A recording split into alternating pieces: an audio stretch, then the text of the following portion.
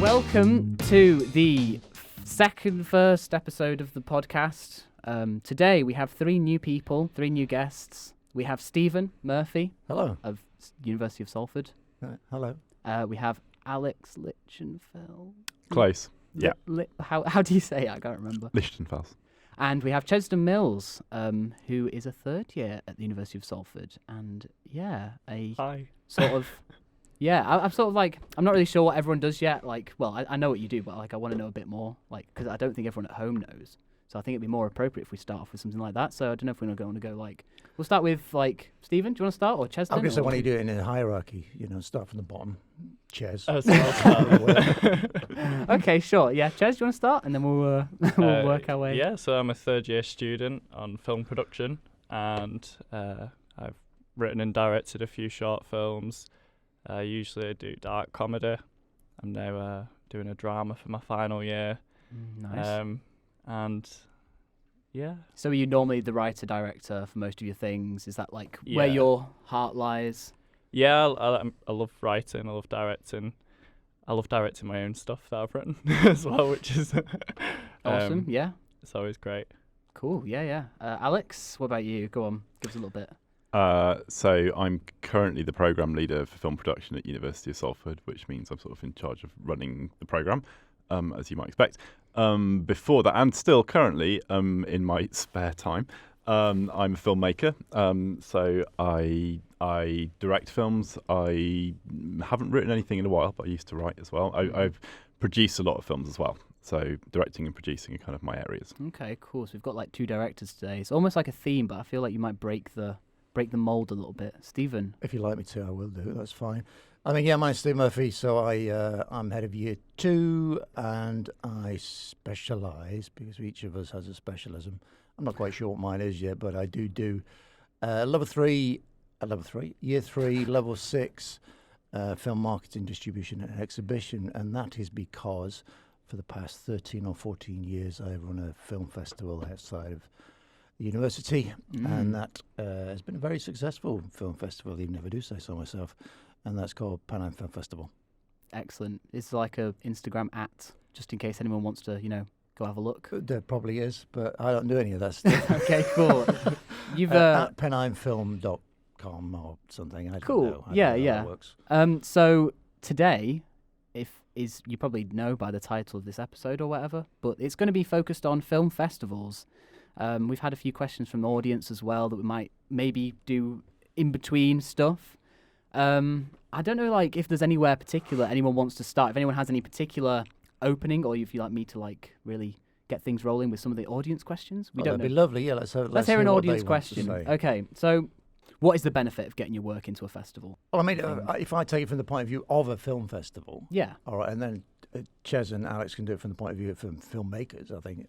Yeah, So, that makes sense. For us, I mean, we like a whole... I mean, our ethos at the Pennine Film Festival is inspiring, developing young filmmakers and new filmmakers, and that's what we're all about. So it is a real showcase for people at the start of their careers who are looking to get some exposure, who are looking to understand who their audiences are and who the audience for their film is.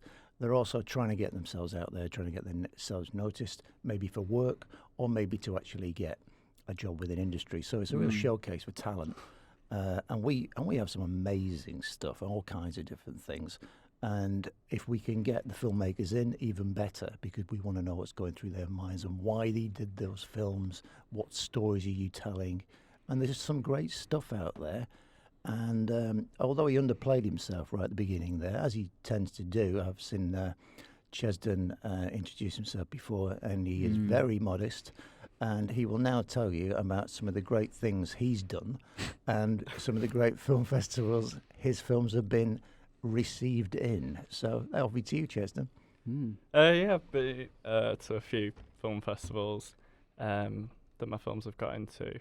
I think, like, obviously getting laurels is great, because then you can show off and put that on your CV. But I think actually going to the film festival is important because you can get feedback from people and learn more about how other filmmakers work and how they do it, and then sort of just understanding kind of the different sort of markets out there, so that when you do make a film in future, you can think about that and consider where your film's actually going to go, like who your audience is. Definitely. It's an excellent networking tool as well. I know we talk a lot about Absolutely, yeah. networking in uni, and that's something everyone should remember at home. Don't forget to network with people in your industry. You want to be meeting other people who also are watching your films and also they're seeing yours. You're getting inspiration, aren't you, really? As like a main thing from these festivals, I guess. Yeah, I mean, Not to put words in your mouth, but that's what you're getting, isn't it? You're getting inspiration, aren't you, Chezdan? yeah, absolutely. Are you stealing ideas? No, not at all. Borrow? It's just if you sort of understand like different festivals and what it is that they look for, and I think you get a better understanding of that the more film festivals you go to. So, like if you want like me to go into sort of comedy, then understanding which film festivals are good for comedy, because a lot of them don't actually accommodate comedy very well. I mean, if you sign up to Film Freeway, which is obviously the premier submission system for film festivals, you will see there are thousands now. You're in a really good place as a young filmmaker, a new filmmaker, to actually get your work out there. Like Chezdan says, if you do your research and find the right festivals for you and your film. There are genre-based ones, there are regional-based ones, there's all different kinds. And some are well out of your scale and scope, and some are just right for your film, and some will further your film, and others will actually, I mean, somebody like a colleague of mine, a friend of mine who we've had here at Salford, Adrian Barber, who runs Bolton Film Festival, is that some of them act as stepping stones. They're a really good starter, and then you can actually go on, and he's quite happy to pass information and pass films on that he thinks are brilliant to larger film festivals and perhaps more notable. Pushed and they will towards pick them those. up. Yeah. Okay, interesting. So I guess it's a good start then, stepping stone almost for moving on. I would say it's probably best to do that route rather than like at our level now in university. If we were to just sort of try and submit to get into the huge festivals, I think it's kind of it's probably going to be a waste of money. You need to sort of get out there first and meet these festival directors and other people that you can network with at festivals, and sort of get your name out there first before you climb. It's a stepping stone. Yeah, I mean, I think you've talked about it really well, both from a festival's point of view and then also from almost a career point of view. You know, how does a festival help you network, meet people, meet audiences, get inspired, progress your career in terms of who you approach when. I think that a couple of things that I'd like to mention about film festivals that I think are really useful are thinking about how they feed into creative practice as well. So when I was 19 years old, after I'd been in university for a year, I made a feature film with some friends, and we sort of went out. We did it over the summer. We thought, this is brilliant. It's amazing. Because we were arrogant as and you always young. do with your films. Yeah. And then you realise, good. Yeah, but how do you realise? And the way that I realised is it got into a local festival and watching a film back with a bunch of people, an audience with a bunch of people in the room who aren't your mates and aren't your family, is the best way to, for me anyway, to kind of get a true appreciation of how it's really going down and what's really working in it and what's really not working. I mean, they're a great, almost a showcase for like test screeners as well for your own film, not just to understand who your audience is, but is this film actually working as well? Absolutely. And I've had, I do a little bit of filmmaking as well. I've done that in the past. You've dabbled in filmmaking occasionally. Had a little go. And I've had both ends of the response. So I've sat there, an absolute stinker. Yeah. Complete silence, like almost a couple of people walking out, and that kind of response. And then you're like, oh dear, I think back to the drawing board. And then I've had another one where I thought, well, this is quite amusing. This is quite good. It was a little short documentary. And we thought that was quite good, and we thought it was quite funny. And then we put it in front of an audience of around about 200 people, and there was riotous laughter. And we thought, it's actually better than we thought it was. So I've had two extremes of the response and anything in between. And like Alex says, until you sit with that audience, that public audience, not your mum, okay, and you watch that film with a public audience, and only then do you realise what that film is. Yeah, definitely. I mean, have you guys? I mean, I don't know if you've like, because Stephen's had like he's had like both ends of the spectrum. Have you, like for example, Chez, have you had like a bad, like, have you given it to a festival? I wouldn't say bad, but I have a different sort of reactions from an audience. So sometimes when people have watched some of my films, like the whole room's been like roaring with laughter. But then I've also had it where it's been like normally like a funny part where like, you know, it gets some laughs and it's just been like laugh. Dead silence. And it's really cringy. I think it just depends on the audience who's watching it, to be honest, because it's like, you know, if you've ever been to the cinema and you've watched a film twice because you like it so much, and like one time you go and the whole room's laughing, and then you go another time and then just nothing. So but that ties back in with what you said about knowing to submit to the right festival. So do your research beforehand to try and find your right audience. So you're not putting it in front of 10 people or 200 people who hate comedies.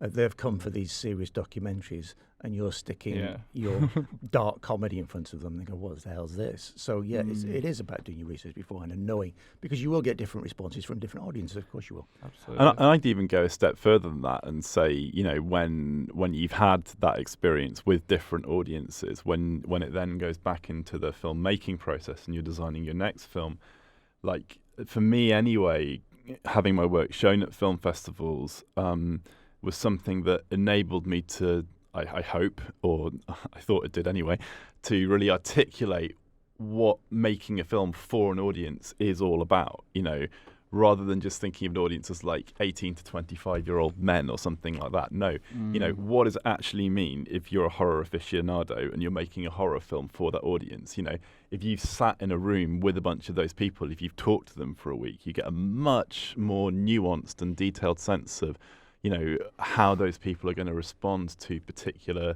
stories or techniques, or what really kind of is cutting edge on a genre as opposed to what you think is cutting edge. So for me, that experience of watching films with a particular audience, but also just being around that audience during a film festival, really feeds back into the filmmaking process as well. I think as a filmmaker, from a filmmaker's point of view, and I know you've done some of these, it's the Q&A. I always felt when I did them that you were asking them questions just as much as they were asking you, because you wanted, like you say, Alex, you wanted to know what the response was. Did that work for you? What was it about that didn't work for you, or why was that the most wonderful part of the film that you really, really enjoyed? And you learn from your experiences and from people's responses as well. Honestly, it's a really vital part of the process. Have you had has anyone had any particular like memorable moment being at a film festival and you've sat there and you thought, wow, I've actually like either done a really good job here, or like someone's come up to you and said something that really like sort of changed the way you look at film, or the way you look at film festivals, or the way you look at making film, you know, anything along those lines really? Is anything really? Well, I have a lot, because I've been fortunate to be the person who's been interviewing filmmakers and meeting filmmakers, and not just those new and young filmmakers, but obviously the people we got in to inspire those young and new filmmakers. I think one of the most enjoyable experiences I had was spending 2 hours talking on stage with British director Mike Hodges, who directed Get Carter and the camp classic Flash Gordon, amongst many other things as well. And that man was incredibly knowledgeable, incredibly charismatic. And I think the 300 people that were in the audience that night, absolutely, he was incredibly generous with his time, and his knowledge was just vast and wonderful, and it was just an absolute pleasure. So I've learnt a lot from those experienced filmmakers as well. Excellent, yeah, that's good. Either of you two, nothing in particular? No, well, I mean, yeah, but in a negative sense, and it goes back to the experience I was talking about earlier.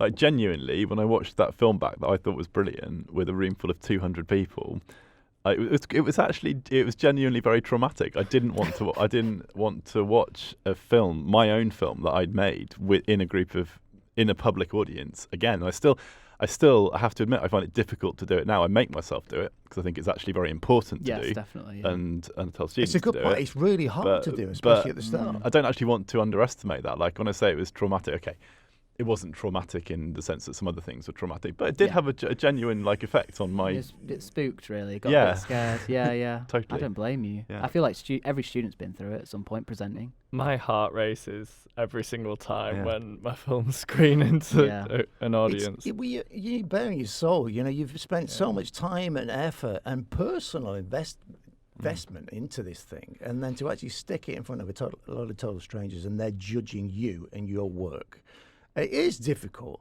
I remember a feature I did back in 2011. I put it in front of just for a preview screening. This was cast, crew, friends, family, and a few other entourage. And I was physically sick beforehand, and I had to introduce it as well. And I'm used to doing all that stuff, but that's different to actually put that on in front of everybody and just go. And I think actually, rather than a public audience, I don't mind that, because if you don't like it, that's fine. I'll learn from that. I'll understand that. But the people who actually had spent all that time and effort working on it, the actors, the crew, the investors who invested in it, and everything like that, it felt more pressure, and I literally threw up before I went up there. So yeah, I know what you mean. It's not an easy thing to go through, but it's a vitally important thing. Otherwise, you will not learn, and you will just be in this insular frame of mind where you're just creating rubbish films for yourself, which some people like, and there's nothing wrong with that. I was just about to say. Yeah, there's nothing wrong with making rubbish films for yourself. No, there's plenty of Keep 'em to directors yourself. like that that I can think of. Okay, so I've got another little question on here. This is for you, Chez. Okay. How is the production of No Refunds going? I know this is your latest film, isn't it? Yes, it's going really well. So we've been very fortunate with the actors that we've been able to secure for the lead roles. We've got Michaela Longdon, who is currently in Book of Monsters on Sky Cinema. And we've got Lucy Barker, who has been in many student productions for the past few years. I've worked with her loads before, and she's just absolutely great. And then we've got a newcomer, Adrian Stratton, in the lead role, who so it's a drama. It's got a little bit of comedy in there as well, but primarily a drama. So we're like probably about a third of the way through the shoot now. Already? I hope Seems so. pretty soon, really, for being, because Yeah. we're like the first proper week back at uni, and you guys have already proper motored along, because, Yeah. I mean... Well, I had, so I wrote the script as well. Kind of wish I didn't now, because there's like 14 locations, and there's just a lot to get through, so it is quite challenging because, we've got a gun in there, there's an intimate scene in there, which needs a lot of preparation for. Yeah. And we're also filming in the Netherlands. Really? Yeah, so we've booked the Netherlands as well to go over For there. the whole of the Netherlands. Yeah, the whole of the Netherlands, just for us. When you say you've booked going to the Netherlands, I hope you're not filming an indoor scene, because that would be tragic. No. It's just more to get some of the architecture and the buildings. Are you going to Amsterdam? No, we're or going is to it Breeda. Oh. Yeah, it's. I can't say I I've heard have of it. no idea. I've researched loads of different areas. We started off. We were going to go to Zurich in Switzerland, Yeah. but it's a little expensive. So. Yeah. But similar architecture in the Netherlands and in Breeda particularly, so we'd be able to pass it off as Zurich. Is there a major reason why it needs to be in Switzerland or Netherlands? Well, the underlying in the Lake District. So the underlying theme is about euthanasia. So Switzerland. Yeah, but the Netherlands has this similar euthanasia there, but they've only got one clinic, which isn't even in Breeda. It's more South Holland than that. But Okay. I think the architecture of Breeda and the location just works better for us. Interesting. Okay, so I mean, has it not worked out to be quite expensive for you to be moving all these people, equipment So over? basically, what it's very simple. It's just like I think it's like 5 shots or something, and then we'll get that we need, and then we'll get additional to see if we use it in the edit. But so what we've said is from the beginning we'll pay for the actor, and then I said I'll go, and I said anyone else that wants to go is, it's up to you. If you want to go, then pay for yourself, and can make a whole thing of it. It's like like a rap party as well, sort of Ooh, thing. wow, fancy. But I think it has cost quite a lot. So I've paid for the actor and myself, and then everyone else is booked on and they've paid for themselves as well. So 12 of us going now. Oh wow, so it's including like quite serious. that includes our second year helper James Clare and his girlfriend's joining them as well. I think she just wanted a weekend away, so I was like Yeah. Oh, that's interesting though. It's that you're actually, going all that way. I mean, I expect you're going for a festival release of some description for this film, for wanting to, spend this much money on. So I will be releasing at festivals. I think they'll be different from the festivals that I've submitted to previously and been part of previously. I think I kind of just need to see the film first before. I mean, I have got an idea in mind of which festivals, but I have to see the film first before I know. Yeah, I've got your a little profile over here open on my computer of like a couple of you guys. I'm not going to say who, but some information. I have you've apparently applied to quite a lot of different festivals, really, with your film. Like your first film, which was Old and Perilous, and the second one, which was Sisters Kill Misters, which actually won at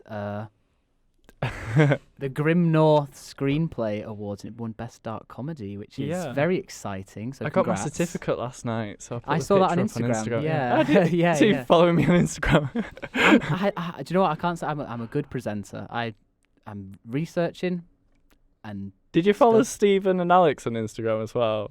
No, because I'm not on it. I tried to follow Laura the other day, and I don't think she wants me to follow Instagram, so No. Tragic, really, isn't it? No. Yeah.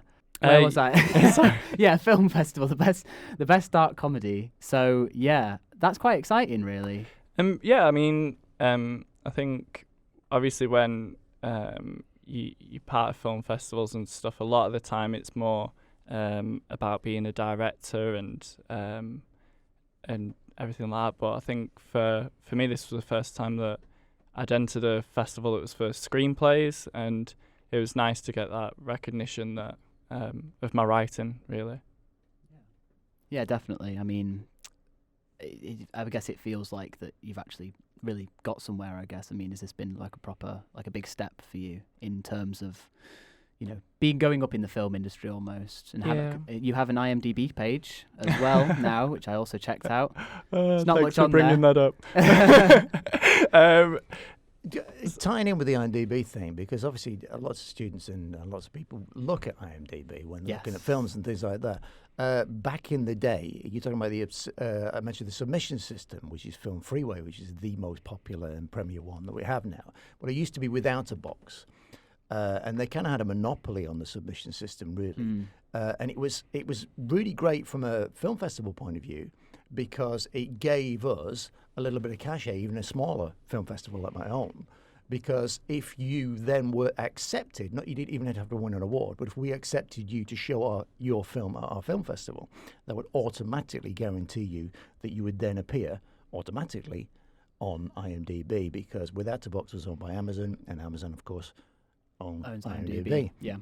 That, of course, is no longer the case, but you can still get your work on IMDb, obviously. But do you have to have won a festival to get your little laurel wreaths? You have to have some proof of entering a festival. So it needs to be a certified festival, really. So somebody's affiliated through Film Freeway, or it's doing it properly. It can't just be something that somebody's made up as like a film club or something like that. It has to be an actual official. It's interesting because I have one of the audience questions was actually, is Film Freeway the be all and end all of film like festival submission? It's not. It just makes your life easier as a filmmaker. So I said, Without a Box was great for us. It was awful for filmmakers. So from a filmmaking point of view, it was a terrible system where it was really convoluted. It was really difficult to use. It was an online system that wasn't very good at all. And the reason Film Freeway came in and took over from them is because they thought about it from the filmmaker's point of view, and it was miles user-friendly. Really, really user-friendly for the filmmakers. And so all filmmakers and the filmmakers just got to use this. It's miles better. And it just very, very quickly took over. And so Film Freeway is not the be-all and end-all, but it's doing all the hard work for you. And you get yourself an EPK sorted. It even tells you what to do. I mean, it's great. And it's just so easy to use. And all those reputable and some not so reputable, but smaller and larger scale festivals, they're all on there. So it's a brilliant research. And you don't even have to join before. You can just look at the stuff on there. Yeah. Do your research anyway.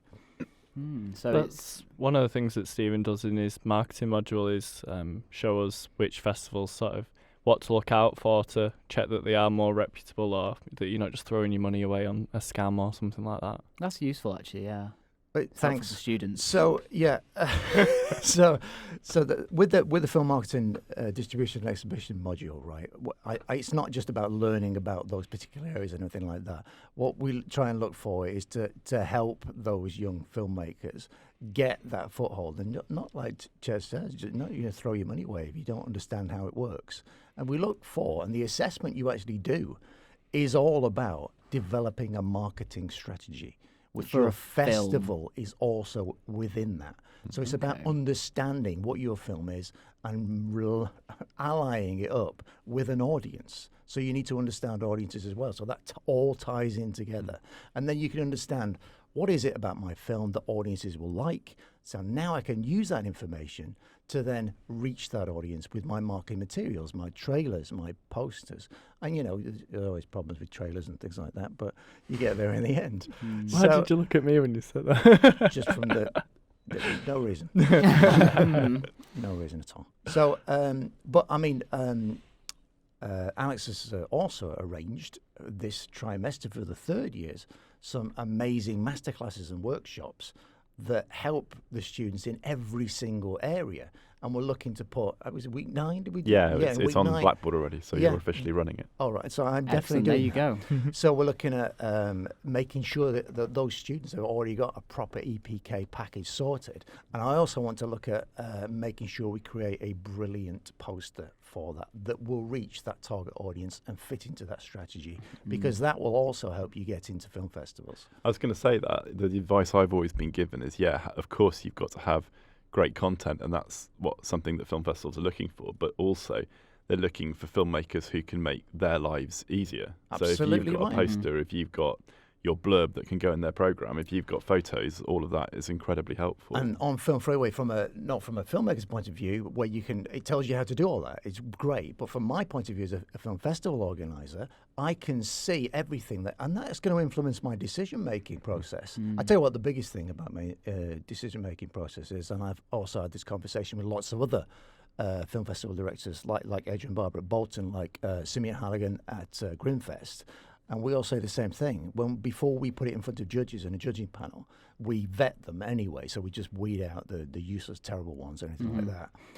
And we basically do the thing, because you can look at, like any kind of online system, you can organize the films in any way you want, whether that's by genre, whether that's by what date they were submitted. But we always do the same thing, and we click on runtime. And we go for the shortest first. Because if I can show 5 to 10 minute films, I'm more likely to do that than show 3 half-hour films. Because I am thinking it from my point of view. I want bums on seats in my auditorium when I'm screening these films. I'm not thinking about it from your point of view, about, sometimes you may not even pick the greatest film. It still may sway your decision. If this film and it's scraped through and it's 45 minutes, and it's good, but it's got no selling point. It's got no famous actors in it. It's a decent story. It's well made, but it's got nothing I can use to sell me and my product, and it's not going to get bums on seats. But if I had 10 films of all different types of genres and all different flavours, somebody's going to come and see that. Yeah. Like the amazing programme we put on at Laura's brilliant short festival of film. The FOSF. Is that how we pronounce it? I FOSF? mean, as far as I assume, I've seen it as FOSF. FOSF. 2020. Yeah, it's not catchy, is it? No. I think we need to maybe look at Hashtag FOSF. Okay. maybe Thanks, look at Aarif. marketing for next year. A bit tighter. Why do you think more Get 'em. people turn up to programs of shorts? Is it because the filmmakers will come to their own stuff? There you go. Yeah. We'll also look at local as well. Yeah. You look at local filmmakers, partly because that's what we want to push, and we want to help our local filmmakers, but then you're more likely to get an audience. Yeah. And you've got more and more people, more and more filmmakers attached to that particular film, then you're going to get more and more people in there. And then you'll also get the people who think, well, I want a cornucopia, I want a nice little buffet of films rather than just one or two, because they could be rubbish. I think that's it, isn't it? That, you know, if you go to a program of 15 things, it's a lot less risky from an audience point of view. That you're it's pretty likely you'll get 3 things that are good and memorable and that you like. Yeah. And if you go to 3 long things, Yeah. you're just reducing the chances of that happening. Absolutely right. Definitely, Yeah. yeah. I mean, so your biggest advice is for filmmakers is make your films as short and concise as possible. Yeah, keep short. For festivals. Yeah. Yeah. Yeah. Don't make them too crappy long films. I mean, you've look at. I think the problem is that big films nowadays they're all getting longer. Look at The Irishman. That's 3.5 hours, I think it was on Okay, it's on Netflix. Fair enough, so you can pause it. Imagine if that was shown in the cinema. It was shown in the cinema. Was it? Yes. I didn't realise. I thought it was just on Netflix. No, they do a limited run, don't they? And then, Obviously, I'm very informed. but uninformed. you're right, though. I mean, I'm all for a 90-minute feature. I get bored. Yeah, I hate I long don't films. go to watch films if they're over like 2.5 hours. I just won't go to the cinema to watch it. I'll wait until it comes out. No, it's a pain. I That's don't so mind. harsh. I quite like a good But Why long film. though? For what, It would have to be why? very good. Well, yeah, Yeah. that's so obviously. Well, but you can't make a correlation between length and quality. So the why isn't that it's long. Like I don't Depends what we're dislike talking long films because they're long. But- But I don't mind sitting in a cinema for 3 hours and watching a film if it's really good. I don't No, have a no, How problem. do you know I it's don't going to be mind. good though? We Well, I don't. don't. Yeah, of course you don't. exactly. So why Exact- would I commit my well, time? that goes back and to my money? that me picking 10 films, and there's a nice chance of it. You know, that a couple of them might be good. Yeah. And you know, if Yeah. I feel like I've only wasted an hour and a half rather than 3 hours. Yeah. But my reason, it doesn't come into that. It's not about the quality of film. It's not about wasting the time. Mine is purely that I'm an old man and I want to get into bed before 10 o'clock. So my wife, my eldest son, he's very much into film. He's 16 now and he absolutely loves it. And he's doing script writing. Just he's doing all kinds quickly, of different things. I'm going to shout out the Papa Biggs podcast just in case no one's heard of it. Stephen and his son do that That's the- occasionally, so maybe go listen to that as Occasionally. well. Well, thank you very much. Yeah, hashtag Papa Biggs. Is that right, Aarif? Yeah. So so we do a podcast twice a month. Okay, so you can listen to that, and that is me and my son Harris, who's the eldest one, the 16 one, who's very much into film, and he will say probably every night, "Do you have a film night? What we're watching?" And I feel a pressure Too to much to film. pick things that are good, because it's always down to me, and it's going to be like, "What we're watching, Dad?" Because obviously I'm the film expert in the family. And my wife says, well, no, you can't watch a film now. It's 8 o'clock. So we need to be in bed. You get tired around about 9:30, Stephen. so that's in the back of my mind. But he wants to watch things all the time, and the youngest does That's as good, well. though. Oh, it is. It's Yeah. great, absolutely great, and his palate is increasing as well. It started with all the Marvel gubbins and all that kind of nonsense, which is fine, and they're great entertainment. But now I really like the fact that he's watching all kinds of different films now, Yeah. and he's coming to me saying, "What's this one like, Dad?" And, Yeah. could we watch that one? I'm like, Mm-hmm. things like that. And now he is a bit older. It's a lot easier because a lot of the films that he's talking about are probably 15s and 18s. So yeah, more. yeah. I mean, it's like we just for the other day, whatever that was, I think it was last Thursday or something like that. He said, "I fancy watching that, Dad. Can we watch that?" And that was "You Were Never Really Here" by Lynn Ramsey. And I'm like, "Yes, that's great. Let's do that." and he thoroughly enjoyed it, and we had a great conversation about it afterwards. It'll probably appear on the Papa Bish show, that's for sure. Well, there you go. If anyone wants to hear about that, you can. There you go. All major platforms. Yeah, Big Shine. Spotify, Apple, all those things, Yeah. all the Twitters. I don't know how it works. I've not. You don't do that. That's not your part. He does all that. You just I do just the turn up and speaking. talk rubbish. That's all that happens. Excellent. Yeah. So, Chez, we have one here that says, do you think there's any value in applying for UK or foreign? Like, is it like for you? You know, you're filming in the Netherlands. Yes. And maybe showing it to an audience from like a Dutch audience might be beneficial, or is that not something you've considered? in the past? Maybe there is a couple of festivals in the Netherlands and Switzerland as well that deal with stuff like about human rights and issues. So, but I think my film highlights more the euthanasia laws, or the flaws in euthanasia laws in the UK. I think there's definitely a benefit though of applying to film festivals abroad.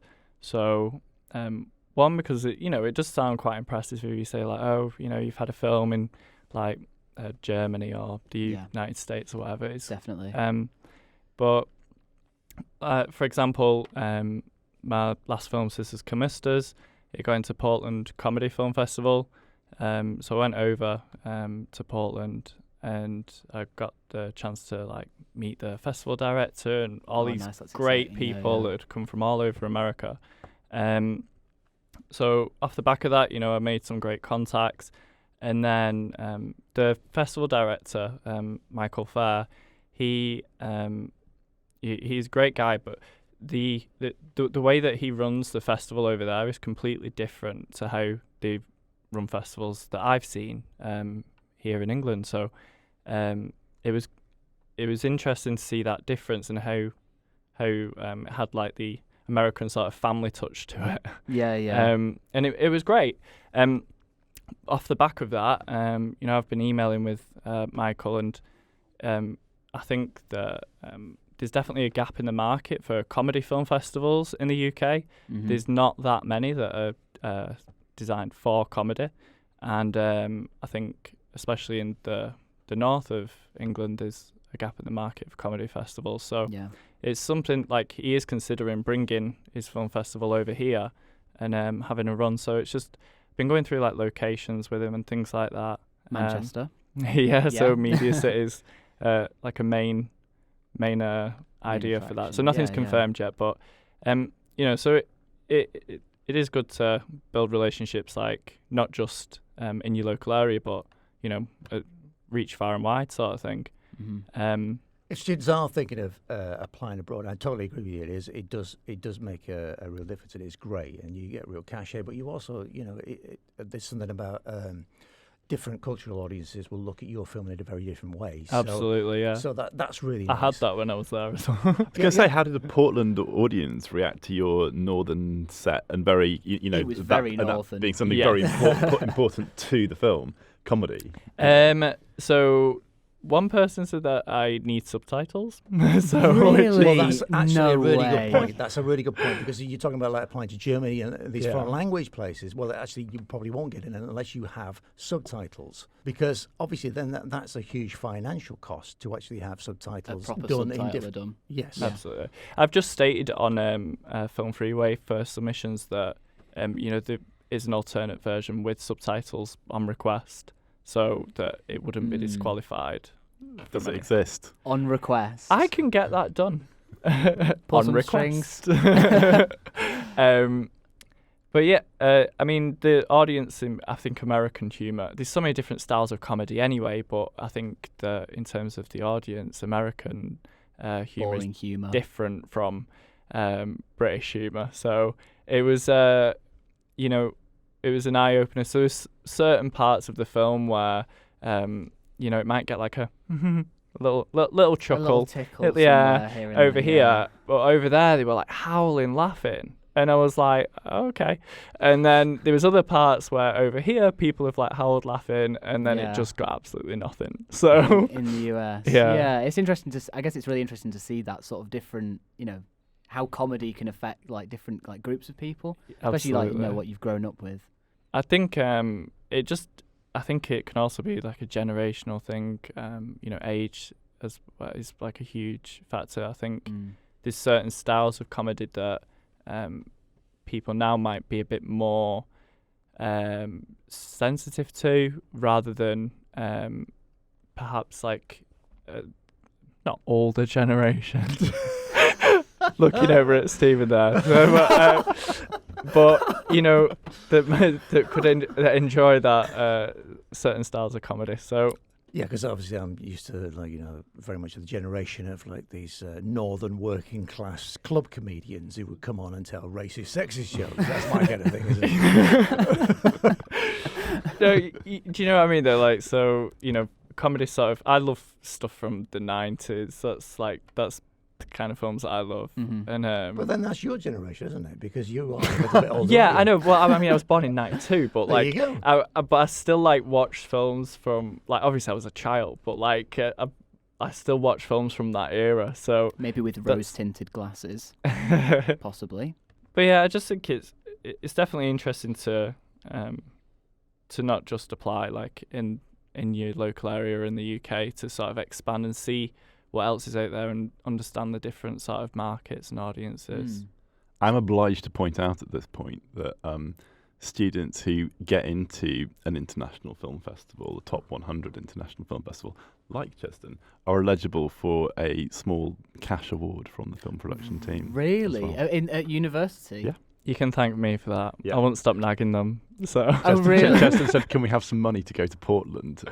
And we were like, "Well, we really want to give you some, but then we'd have to make it fair for everyone." So we launched this thing. So if you can get your film into a top 100 festival on Film Freeway, we'll give you £200 Oh, really? Okay. to go to the festival. Per person? No. Okay, just No, James Clare can't take his girlfriend. So, but talking about like fees and paying and things like that, I mean, I always encourage students as well, as long as you've done your research and you've reached out to maybe that director or the programmer of that particular festival, and you can justify, and you have a quality product, I say ask for a waiver, ask for a fee waiver. Why not? Because especially if it's one of the first festivals, or you're only doing 2 or 3 festivals, and they will be, say, well, show it me, I'll have a look, or at least let me look at the trailer, and they will make a decision based on that. They're happy to give out fee waivers if it's a really good product, because it's all about them getting bums on seats. And you've got to see it from the other side too. Festivals need content, you know. Yeah, that's true. Yeah. it is worth the effort. Just as an example of that, one of the film festivals I applied to was IndieFlix. And at the time, it was just for like the standard categories, and the film got rejected. But then I went back onto it, and I realised that they'd had a new category put up for short Christmas films, and so I thought, well, how many short Christmas films were there? So, which is what I had. So I contacted the festival director, and I said, you didn't have this category before, like.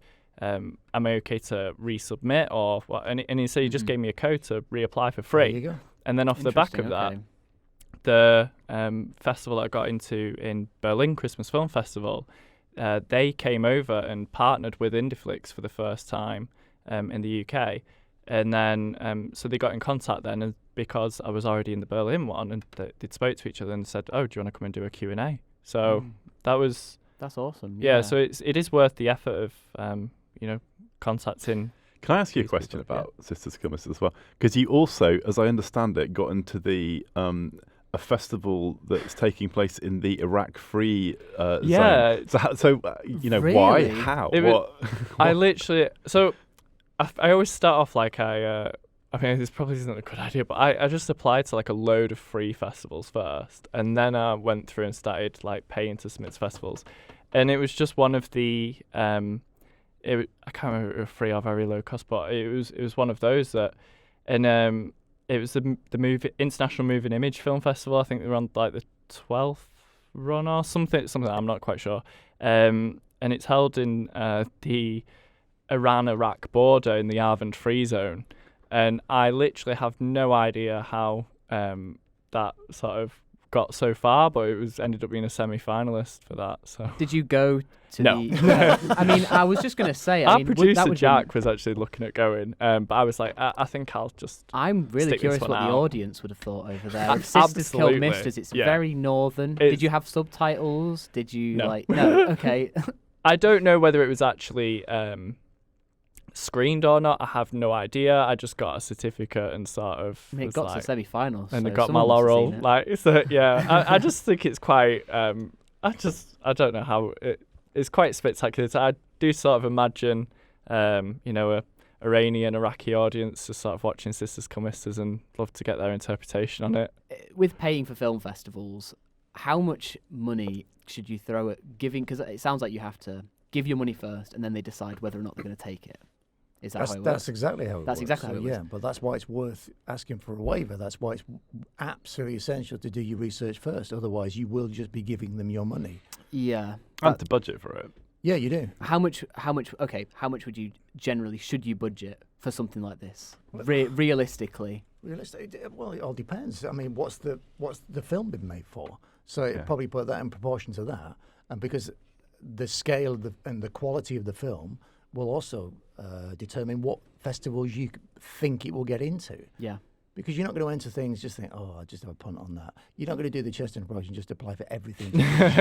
No, I don't. You can't- I don't suggest doing No, you that. can't do that. And I've gotten wise to filmmakers that do that because they'll send you a poster with all these laurel leaves on, and then you start looking at it and you go, the Greenwich Quarterly Film Festival from Dover. It's all what's that? The Ranarang What's that? free The film Free Film Festival. border. That's right. And so they would just sort of gather laurel leaves. I think that's all it was. Just so it looks impressive, and they could stick it on the poster because it does. People don't look at what the laurel leaves are. It could be Norwich Film Festival. No offense to Norwich Film Festival; it's a very good film festival. I've or it applied could to be- there. It It is actually a good film It is festival. actually a good film festival. Yeah. Just the first one that came into mind. But Norwich. when you look at a poster, even for major films, major feature films, and everything like that, and it's award winning, it's everything like that, and you look at the laurel leaves on the poster because that's what they use to celebrate the fact that it's won awards. You don't look at that, analyze that, do you? When you go to the cinema and look at the poster, you go, Sundance, very good. Yeah, I like Sundance. Locarno, not quite as good. I might not I go might to not. I might that. go to Yeah. that. Ooh, Rain Dance. Ooh, I don't know. A bit Not the indie, aren't they? same. Oh my god. Yeah. Are you a better filmmaker, basically? Yeah. So I had to refer to my trusty sidekick. I don't mean to blow my own trumpet, but I do think that I am definitely a better filmmaker because I, have gone to film festivals and sort of done the research and the communication and stuff like that. I think it does help you to actually, there's certain things that you look out for when you're in production because you, in the back of your mind, you're thinking about where it's going to go in the end. And so it does affect the style of your film as well. So yeah, absolutely. From like a student point of view, would you normally wait to find out what your grade was before you potentially send off a film to a festival? I know that sounds stupid, but like, no, there you go. I think you. I think that it doesn't matter really about your grade, whether or not it's a good or bad film. I think that you should be realistic, and there's nothing wrong in looking at your film and saying, you know what, this is wrong. This is wrong. Mm-hmm. You've just got to be very, very critical of your own work, and then show it to other people. Get their criticisms. Don't get defensive. Take it on board. Change your film. Edit, and then sort of make it the best it can be. And then when you're happy with that, then if you think that it's good enough for film festivals, then you just got to have faith in your own product, really. Yeah, so after like a submission, you would normally go into the festival cut almost, and then rework it potentially if you've not had enough time, or do you normally have like a standard that you'd reach and think, okay, it's ready to go for both now, kind of thing? Or... Yeah, I mean, so in the past I've worked with Grace Cousins, who's the editor for Old and Perilous and Sisters Kill Misters, Mm-hmm. and we've like Grace has done an edit, and then I've gone in the edit room with her, and I've been like, change this, and which Grace just loves. And then and so then we've changed it, and then we thought, oh, you know what, this is great. We've got a rough. We've shown it to lecturers, and then they've given us some, feedback of like what could be improved, and then so we've changed it again, and then we show an audience, and then it's like, oh well, this could be improved, and so we change it again, and so it goes. So from the point where you kind of think like, yeah, that's more or less finished now, it's not more or less finished. Yeah, like you still end up working on it way down the line, and there's nothing wrong with adapting a film for a specific festival if you have to. Yeah. I'm just going to add to the whole, should you submit to festivals before you see your grades, or even after you see your grades and you don't like them? Definitely, because the thing you've got to remember is, from our point of view as teachers, that we're not assessing how well a film will do in a film festival. Yeah. And, there's some classic examples of this. I mean, like, I had a friend who's a film festival program as well, not Stephen. Not that you're not my friend, but and just to clarify, but he programmed a film. It was called The Wanker That Killed Me. You can look it up on YouTube, and it's like terribly shot. Like it's like this. It's just a shaky camera in a corridor. But it has great acting, a great little story. It's 2 minutes long. It checks lots of boxes for film festivals. Now, we couldn't give that like a first-class mark because of the actual terrible quality. Yeah. Well, the terrible quality of the camera work and sound, which is all part of what we're assessing. But that doesn't mean that audiences won't like it and go and see it, and it won't get into film festivals. It did, So I don't think, although of course marks in some way should be a reflection of the quality of films, that doesn't. They're not the be and all and end all of whether you should apply to film festivals or not. No, there's a difference between us marking against the criteria for your assignment. Right. Will your film connect with an audience? It's clearly not the same thing. So yeah, it shouldn't deter you from entry film festival. It's interesting that that's not part of the marking scheme. Whether it should be in a film festival? No, whether or not it's appropriate for different audiences. Well, it will be, but it won't be the only thing, will it? I guess so. Yeah. So it's about, have you told your story well, and is it appropriate? Was it what you intended to do? So it's all part of it. You're absolutely right, but that's only one element of everything that we're assessing about that. Interesting. Just a tip for students, really, when applying for film festivals. So I don't know if Stephen will agree with me here, but this is just something that I do. Is I research because it says on Film Freeway who the festival director is, and sometimes you can find out as well who the judging panel are. Now, if you have your social media pages and you're promoting your film on those, you can add the festival director, you can add the judges and stuff like that, so then they can see your content, and it'll sort of be fresh in the mind if you keep on posting stuff like on-set pictures, posters, that kind of thing.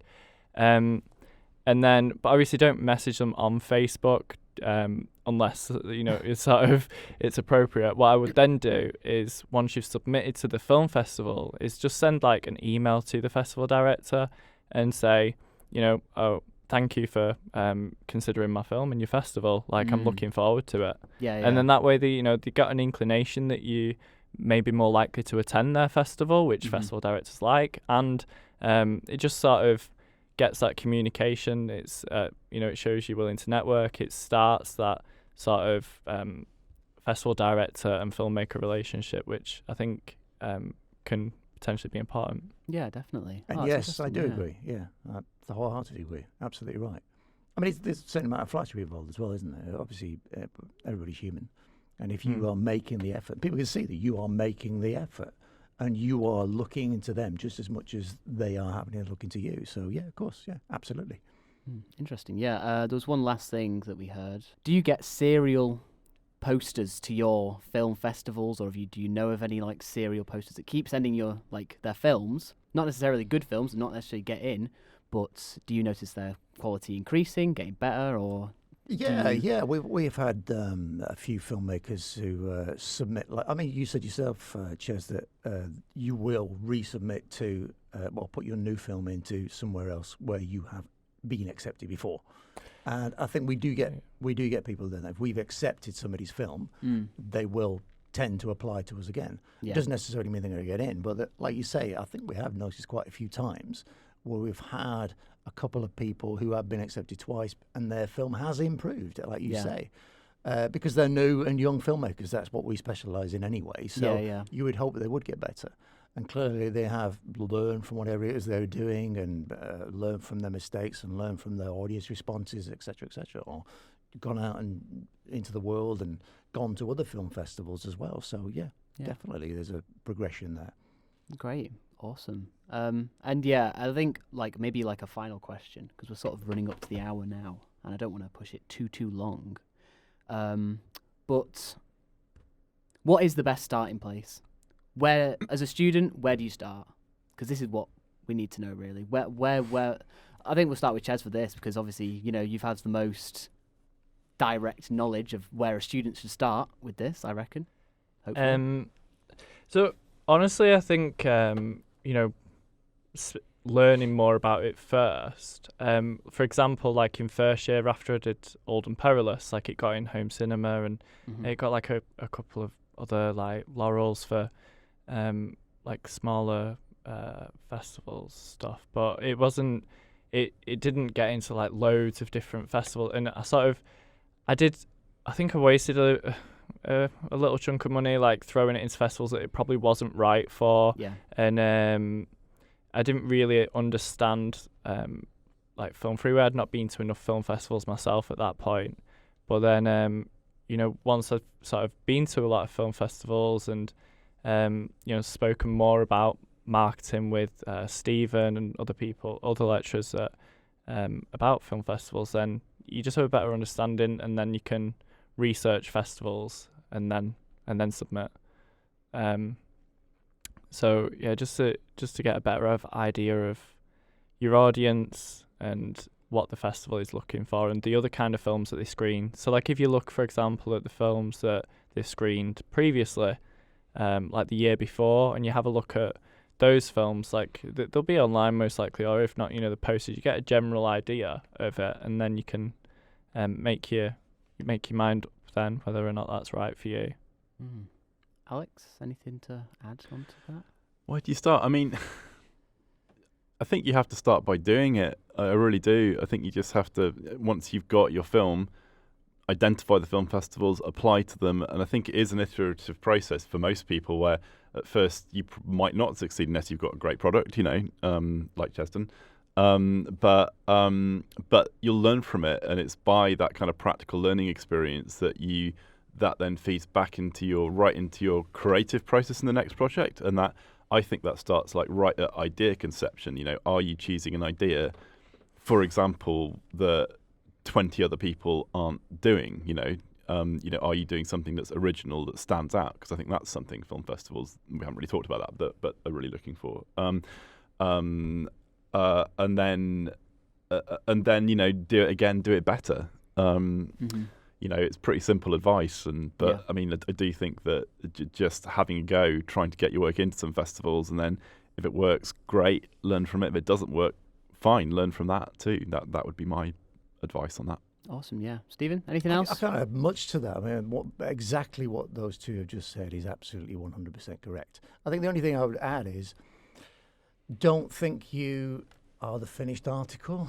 Don't think you know everything. Don't think that I am a great filmmaker. Even if you are, I don't care. We are always learning. None of us know anything. I always start from that standpoint. I know nothing about anything. And the more I realise that I don't know, the more I want to learn, and I will know. And doing those things that Chezdan said, going to film festivals first, before you even start playing them, understand what a film festival is. Because it's pointless just, I've got to get my film out.